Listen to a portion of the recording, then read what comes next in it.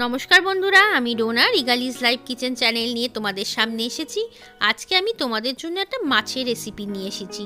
এইটার নাম হলো মাছের ভাঙাচোরা শুক্তো। এই শুক্তোটা কিন্তু খুব কম তেল মশলা দিয়ে হয়, তাই ছোট বড় বা রুগী সবার পক্ষেই কিন্তু এই মাছের শুক্তোটা একেবারেই উপযোগী। চলো তাহলে রান্নাঘরে গিয়ে শুরু করে দিই মাছের ভাঙাচোরা শুক্তো। শুকনো কড়ার মধ্যে আমি 1.5 চামচের মতো গোবিন্দভোগ চাল দিয়ে দিচ্ছি। এই চালটাকে আমি ধুয়ে তারপরে কিন্তু ছাঁকনির মধ্যে জল ঝরানোর জন্য রেখে দিয়েছিলাম। এখন এটাকে শুকনো কড়ার মধ্যে নেড়ে নিই। নাড়ার সঙ্গে সঙ্গে আমরা কিন্তু এর মধ্যে 1/2 চামচের মতো রাঁধুনি আর 1/2 চামচের মতো সাদা সর্ষে দিলাম। এবার সমস্ত উপকরণকে একসঙ্গে কিন্তু আমরা শুকনো কড়াতে রোস্ট করে নেব। মোটামুটি 1 মিনিট ধরে কিন্তু আমরা সমস্ত কিছুকে রোস্ট করে নিয়ে তারপরে মিক্সিতে কিন্তু একটা শুকনো গুঁড়ো তৈরি করব।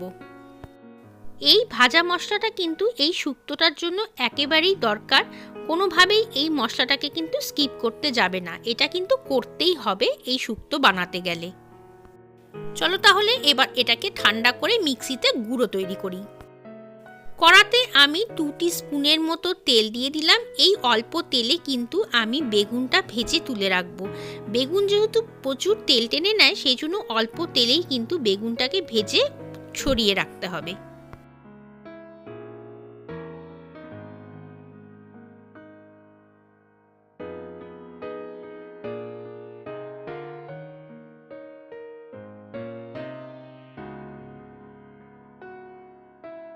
বেগুনগুলো তো ভাজা হয়ে গেছে। এখন বেগুনগুলোকে সব তুলে রাখি এবং কড়ার মধ্যে তেল দিয়ে দেব। সেই তেলে কিন্তু মাছটা ভাজা হবে এবং মাছ ভাজার পরে বাকি যে তেলটা থাকবে সেই তেলেই কিন্তু আমাদের শুক্তোটা রান্না হয়ে যাবে। এই শুক্তোটা রান্না করার জন্য কিন্তু আমি আর মাছ ব্যবহার করেছি। আর মাছের টুকরোও আছে এবং সাথে কিছু মাথা রয়েছে। এই সমস্ত কিছু দিয়েই কিন্তু আমরা শুক্তোটা তৈরি করব। মাছগুলোকে মোটামুটি আমরা কিন্তু ভেজে নেব, খুব বেশি কড়া করে কিন্তু ভাজবো না, মোটামুটি হালকা ভাজা হলেই কিন্তু আমরা নামিয়ে ফেলবো। আমার কিন্তু প্রথম লটের মাছগুলো ভাজা হয়ে গেছে। এখন এগুলোকে তুলে ফেলি। আবার সেকেন্ড লটটাও কিন্তু আমি সেমভাবে ভেজে নেব। দেখো, সেকেন্ড লটের মাছগুলোও কিন্তু ছেড়ে দিলাম। আমি এখানে আর মাছ দিয়ে করছি, তোমরা চাইলে কিন্তু অন্য যে কোনো মাছ এই শুক্তোটার জন্য ব্যবহার করতে পারো। কাতলা মাছ, রুই মাছ বা যে কোনো অন্য টাইপের মাছ দিয়েও কিন্তু এই শুক্তোটা সমানভাবেই ভালো হয়। চলো, মাছগুলো তো সব ভাজা হয়ে গেল, বাকি রান্নাগুলি এবার করতে শুরু করে দিই। এই তেলটার মধ্যে আমি একটা শুকনো লঙ্কা ফোড়ন দিচ্ছি আর তেজপাতা দিয়ে দিচ্ছি। এছাড়া যে ফোড়নটা আমি দেবই মাছের জন্য, তোমরা একটু ভালো মতো দেখে নাও। ফোড়ন হিসেবে রাঁধুনি, কালো সর্ষে আর মেথিকে কিন্তু আমি দিয়ে দিচ্ছি তেলের মধ্যে। এগুলো মোটামুটি 10 সেকেন্ড ভাজা হয়ে গেলে ছোট ছোট করে কেটে রাখা আলুগুলো দিয়ে দিলাম। আলুগুলোকে একটু ভালো মতো ভেজে নিয়ে তারপরে বাকি জিনিসগুলো অ্যাড করব। আলুটা ভাজা হয়ে গেছে। এখন আমি ছোট ছোট করে কেটে রাখা লাউটা দিয়ে দিচ্ছি। লাউটাও কিন্তু আলুর সাথে একটু ভেজে নেব। যদি গরমকাল হয় তোমরা কিন্তু এর মধ্যে পটল, ঝিঙে এগুলোও অ্যাড করতে পারো। এখন যেহেতু শীতকাল খুব একটা ভালো পাওয়া যাচ্ছে না, তাই আমি ঝিঙেটা স্কিপ করে গেলাম। আর পটলেরও তো সময় নয়, সেই জন্য আমি আলু, লাউ আর বেগুন দিয়েই কিন্তু শুক্তোটা বানাচ্ছি। এর মধ্যে এখন আমি 1/2 চামচের মতো নুন দিয়ে দিচ্ছি আর 1 চামচের একটু কম আদা বাটা দিচ্ছি। আর কিন্তু কোনো মশলাই এর মধ্যে পড়বে না।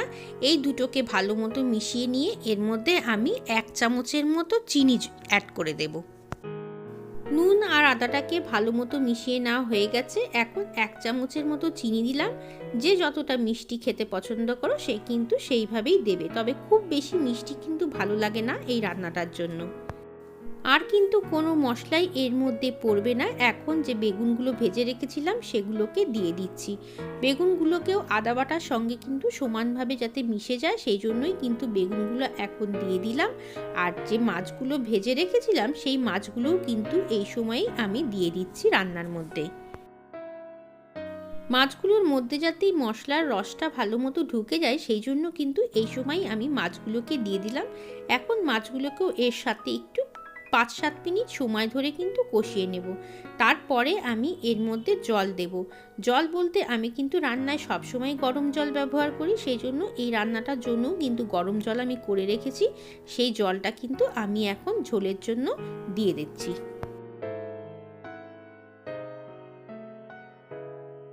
মাছগুলোকে মশলার সঙ্গে ভালো মতো নাড়াচাড়া করা আমার হয়ে গেছে। এখন আমি এর মধ্যে 1 কাপের মতো গরম জল দিচ্ছি।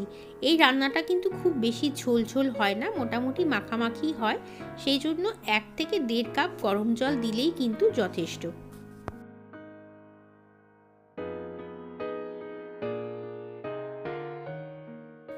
আরও 1/2 কাপের মতো জল আমি এর মধ্যে দিয়ে দিচ্ছি, কারণ এটাকে আমি এখন ঢাকা দিয়ে কিছুক্ষণের জন্য ফুটতে দেব।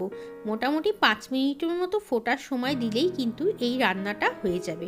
চলো তাহলে ঢাকা দিয়ে রাখি, 5 মিনিট পরে তোমাদের সামনে আসছি। 5 মিনিট হয়ে গেছে, ঢাকাটা খুলে দিলাম। দেখো একদম সুন্দর মাখা মাখা হয়ে গেছে। এখন আমরা যে শুক্তো মশলাটা বানিয়ে রেখেছিলাম তার থেকে 2 চামচের মতো শুকনো মশলা কিন্তু আমরা এর মধ্যে দিয়ে দিচ্ছি। আর এই মশলাটা কিন্তু শুক্তোটা রান্না করতে হলে অবশ্যই দিতে হবে। এই মশলাটাই কিন্তু শুক্তোটার আসল চাবিকাঠি। সেই জন্য মশলাটা তৈরি করে তারপরে কিন্তু শুক্তো রান্নাটা শুরু করবে। আর এইরকম শুক্তো মশলা যদি তোমরা করে রাখো তাহলে কিন্তু যে প্রকার নিরামিষ শুক্তোতেও কিন্তু এই মশলাটা তোমরা দিতে পারো, আর তাতে কিন্তু শুক্তোর গন্ধটা খুবই ভালো হয়। দেখো এটা তো হয়েই গেছে, আর কিচ্ছু করার নেই এর মধ্যে। শুধু আমি এর মধ্যে একটু ঘি দেবো। যদি তোমরা ঘিটা না দিতে চাও তাহলে কিন্তু সেটা অবশ্যই স্কিপ করতে পারো, কিন্তু শুক্তো যেহেতু একটু ঘি পড়লে কিন্তু টেস্টটা খুবই ভালো হয়। 1/2 চামচের মতো ঘি দিয়ে দিচ্ছি। ঘিটাকে শুক্তোর মধ্যে ভালো মতো নাড়াচাড়া করে এখন এটাকে আমরা গ্যাস বন্ধ করে ঢাকা দিয়ে দেব। 5 মিনিট পরে তোমাদের সামনে ফেরত আসছি আবার।